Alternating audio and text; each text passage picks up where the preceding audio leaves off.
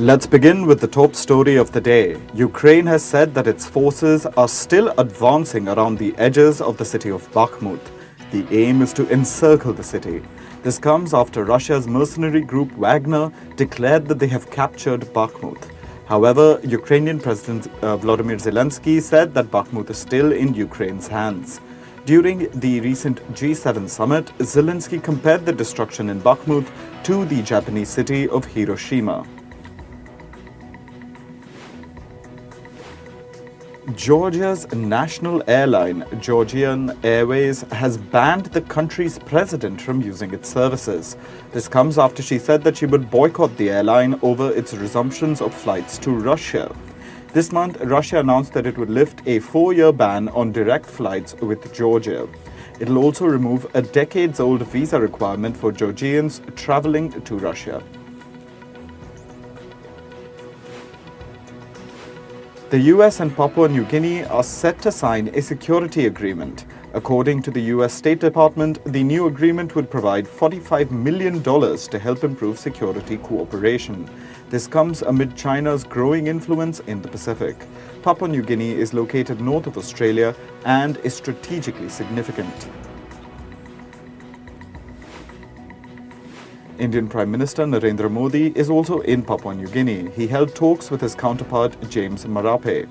The two leaders discussed bilateral relations with a focus on commerce, technology, healthcare and climate change. This was the first time an Indian Prime Minister had visited Papua New Guinea. The Indian PM was also conferred with the highest honour of Fiji by its Premier, Sitiveni Rabuka. India is set to host the G20 Tourism Working Group meeting in Kashmir. The meeting will be held amid tight security. Over 60 delegates from G20 member countries are expected to attend the event. This is the first big international event to be organized in Kashmir after the abrogation of Article 370 in 2019.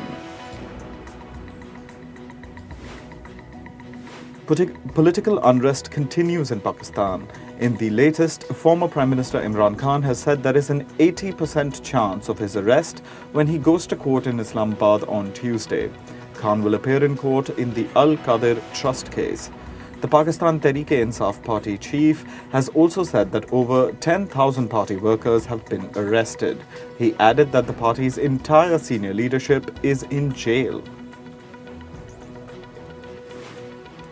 Greece's ruling party, the New Democratic Party, has won the parliamentary election. However, it fell short of the threshold needed to form a government on its own. Thousands of people gathered outside the headquarters of the New Democratic Party in Athens. They cheered for the party leader, Kyriakos Mitsotakis. He has been serving as Prime Minister of Greece since July 2019.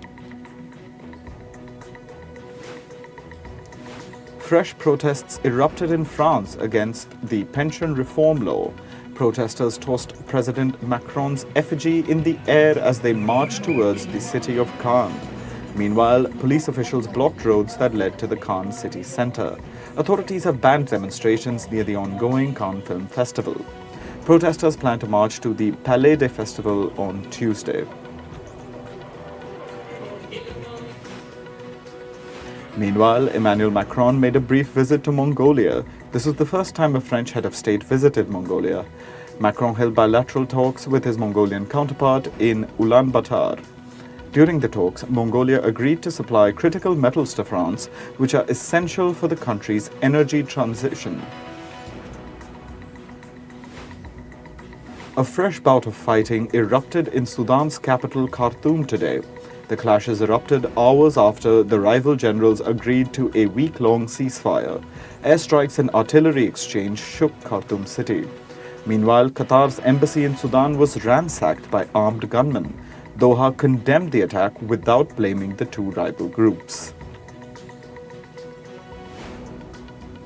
A massive fire broke out at the Manila Central Post Office in the Philippines. The historical building has been badly damaged. The blaze began around midnight on Sunday. Officials estimate the cost of damage to be over $5 million. The Manila Post Office was built in 1926 and is considered a national landmark. A heatwave warning has been issued for the Indian capital New Delhi and adjoining areas. This comes after the region recorded temperatures above 45 degrees Celsius. A yellow alert has been issued. Authorities have urged people to take precautions. Firefighters in Canada's Alberta province continue to respond to wildfires. This coming week is likely to witness cooler temperatures. Authorities hope that this will help firefighters in their battle. Around 3,000 firefighters from Canada and the US have been deployed to fight about 91 active wildfires. Wildfires in Canada have also sent smoke to the sky above many states in the US. This includes Minnesota, Nebraska, Illinois, and a few others. This has triggered air quality alerts in some places. Officials say that conditions have become unhealthy for residents with heart or lung conditions. A volcano in Mexico continues to spew ash and smoke. Popocatépetl is one of the most active volcanoes in Mexico.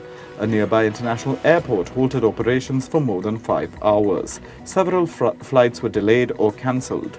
Several schools have also been closed due to volcanic ash. Italy's Mount Etna, one of the most active volcanoes in the world, has erupted. Operations at a nearby airport in the Sicily region were halted. Flights to and from a popular tourist destination of Catania will remain suspended until further notice. The volcano can burst several times a year. However, its last major eruption happened in the year 1992. Italy continues to deal with the devastating flash floods. More than 36,000 people have been forced to leave their homes. Many who stayed back in the flooded areas were left without electricity. Rescue teams and volunteers have been trying to pump the water out of buildings. Around 120 landslides have occurred due to the floods. At least 14 people have lost their lives.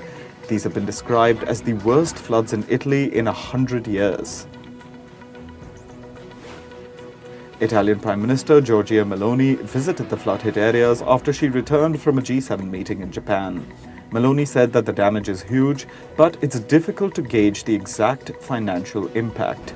She indicated that Italy might call upon the European Union's Solidarity Fund for Natural Disasters to help in recovery operations. Some climate activists in Italy turned the water at Rome's iconic Trevi Fountain black. They poured diluted charcoal into the water. The activists were protesting against public subsidies for fossil fuels. They also said that the climate crisis has led to the latest flash floods in Italy.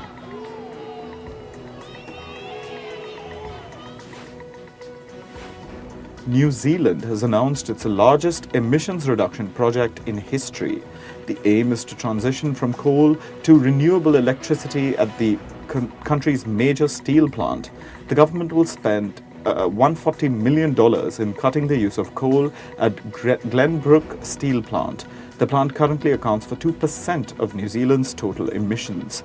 The government says that this project is equivalent to taking 300,000 cars off the road. US President Joe Biden and House Speaker Kevin McCarthy are due to meet again today. They're meeting to resume their discussion on the US debt ceiling. The US Treasury Department has warned that the country could breach the ceiling on June 1st. This leaves the US government with just over a week to reach a conclusion on raising the debt limit. A failure to lift the debt ceiling would trigger a default. Morgan Stanley's Chief Executive Officer, James Gorman, has said that he's planning to step down within a year. Gorman said that the bank's board has identified 3 potential candidates as his successor. However, he did not name them. Gorman added that he will stay on with the company as its executive chairman. China's cyberspace regulator has said that US chipmaker Micron's products have failed in its network security review. It added that key Chinese infrastructure operators would be barred from buying chips from the company. This could include operators from sectors like telecom, transport, and finance. This comes amid a dispute over chip technology between the US and China. The Australian government has said that it will introduce laws to regulate the buy now, pay later sector. The laws will reportedly recognize BNPL services as a credit instrument. They could be regulated under the same laws as credit card providers. BNPL companies typically let consumers make purchases and pay for them over time without charging any interest. India's market regulator has proposed changes to the initial public offering procedure. The Securities and Exchange Board of India has proposed to reduce the time for listing shares from the present 6 days to 3 days. This means that the time taken for listing shares after the closure of an IPO will be halved. The regulator has invited comments on the proposed change until June 3rd. Social media site Instagram was down on Sunday after a global outage affected thousands of users. The social media platform is running again now. The company said that a technical error has disrupted services to the users. However, it confirmed that the error has been resolved. Reports show that nearly 200,000 incidents were reported globally. About 100,000 of these incidents were just from the US. Meanwhile, reports suggest that Instagram is planning to release a text-based app. This will compete with the social media platform Twitter. Instagram's parent company, Meta Platforms, has said that the app could be launched as soon as June. Meta is reportedly testing the product with influencers and some creators. Leaders of the Group of Seven Nations have called for technical standards to regulate the artificial intelligence sector. The lawmakers agreed that the pace of governance of the technology was slower than its growth. This comes after the European Union agreed to pass tougher rules for the AI sector this month. These rules would serve as the first comprehensive set of AI laws. NASA has picked Amazon founder Jeff Bezos' Blue Origin to build spacecraft for the space agency. The spacecraft would fly astronauts to and from the moon's surface. Blue Origin's team has been awarded a coveted $3.4 billion contract for the project. Elon Musk's spacecraft company SpaceX has launched a rocket with 4 passengers on board. The rocket is carrying a former NASA astronaut and 3 paying customers. The crew is embarking on a week-long stay at the International Space Station. The launch marks the second all-private mission to the orbiting outpost.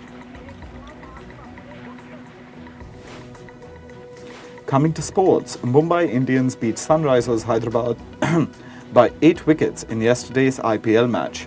The game was played at Mumbai's Wankhede Stadium. Hyderabad batted first and scored 200 runs in their 20 overs. Mumbai's Cameron Green scored an unbeaten century in 47 balls to lead his side to a home victory. With the win, Mumbai have secured a spot in the IPL playoffs. Royal challengers Bangalore were eliminated from the IPL after yesterday's loss to Gujarat Titans. Hosts Bangalore batted first and Virat Kohli's century took their score to 197 runs in 20 overs. However, Gujarat opener Shubman Gill stole the show. He scored an unbeaten 104 runs from just 52 balls, taking his side to a comfortable 6-wicket win. In football, Manchester City beat Chelsea 1-0 and went on to lift the Premier League trophy. City's Julian Alvarez scored in the 12th minute to give his side an early lead. This was City's 12th league win in a row. They were crowned league champions for the 3rd consecutive season. In La Liga, Valencia beat Real Madrid 1-0 to pull off an upset. Valencia's Diego Lopez scored in the 33rd minute to secure the win for his side. However, the match turned ugly in the second half. Madrid's Vinicius Jr. was sent off in overtime after an altercation with Valencia's Hugo Duro. After the scuffle, Vinicius was subject to racist chants from Valencia fans. La Liga officials have ordered an investigation into yesterday's incident. In Bundesliga, Borussia Dortmund thrashed hosts Augsburg 3-0. Sebastian Haller scored twice in the 58th and 84th minute to give Dortmund a comfortable lead. Julian Brandt added to Dortmund's tally with a goal in injury time. With the win, Dortmund moved up to the top of the table with 17 points. They're followed closely by Bayern Munich, who are just 2 points behind. In El Salvador, at least 12 people were killed in a stampede at a football stadium on Saturday. An unspecified number of fans were injured in the stampede. Local clubs Alianza FC and Deportivo FAS were playing their quarterfinal playoff game when the incident occurred. The game was suspended due to the stampede. Police officials are investigating the incident. Meanwhile, the country's football federation has suspended the tournament. In tennis, Russia's Daniil Medvedev beat Denmark's Holger Rune to clinch the Italian Open title. Medvedev completely outclassed Rune 7-5, 7-5 on the clay court. Rune put up a great fight but ran out of steam in the second set. With the win, Medvedev clinched his 5th title this season. He's now one of the top contenders for Roland Garros, which begins on the 28th of May. Elena Rybakina won the Italian Open after her opponent, Angeline Kalinina, was forced to retire. Kalinina suffered an injury in her left leg during the second set of the match. Rybakina won the first set 6-1 and was leading the second set 1-0 when play was halted. Kalinina was escorted off the field by her trainers as she clutched her left leg. Soon after, she quit the match, handing a walkover victory to Rybakina. In archery, India's Prathamesh Joker won his first gold medal at the World Cup. 19-year-old Joker stunned world number 1 Mike Skolesser of the Netherlands in the men's individual compound at Shanghai. The Indian youngster dropped just one arrow from his 15 shots to beat the two-time world champion. India's compound mixed duo team also won gold at the Archery World Cup in Shanghai. Jyoti Venom and Ojas Diotale shocked favourite South Korea to grab back-to-back gold medals. The duo beat South Korea 156-155 in a nail-biting match. Earlier, they'd bagged gold medals at the World Cup's first leg, which was played in Turkey.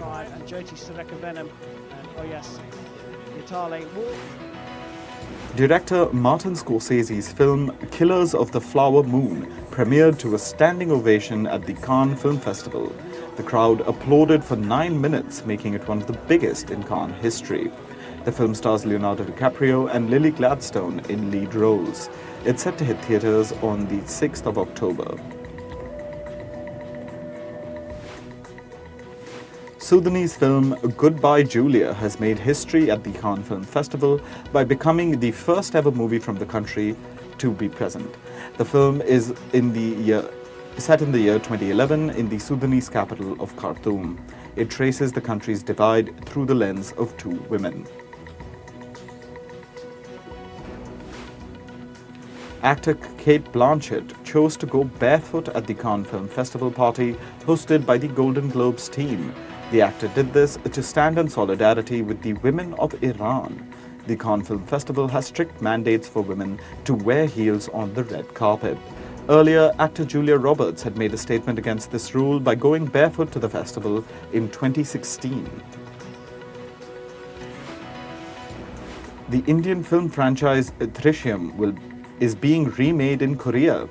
The films are being developed by Korea's Anthology Studios and India's Panorama Studios. The partnership was announced at the India Pavilion at the Cannes Film Festival. It's being touted as the first South Korean remake of an Indian film. Italy will be the country of focus at the 2024 Berlin International Film Festival. The festival's European film market will highlight the work of Italian filmmakers. It will also offer networking opportunities between local producers, distributors, and investors. The 74th edition of the Berlin Film Festival will take place between the 15th to the 21st of February next year. Celebrity chef Gordon Ramsay is set to return with his restaurant reality show kitchen nightmares after a decade. The show ran for 7 seasons between 2007 and 2014, clocking in about 100 episodes. It follows Ramsay reviving failing restaurants across the US. The new series will be released in 2024.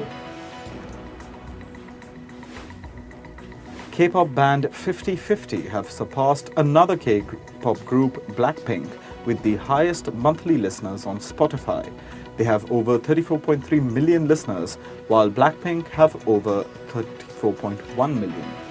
50/50 crossed the 30 million mark in the first week of May and grew steadily to achieve this new feat. Singer Miley Cyrus has called it quits on arena tours. She called the experience isolating and unsafe. She added that she would rather perform in smaller spaces. The singer's last arena concert was during the Bangers Tour in 2015 that spanned 78 shows. Rock band Foo Fighters have announced a new drummer ahead of their US tour.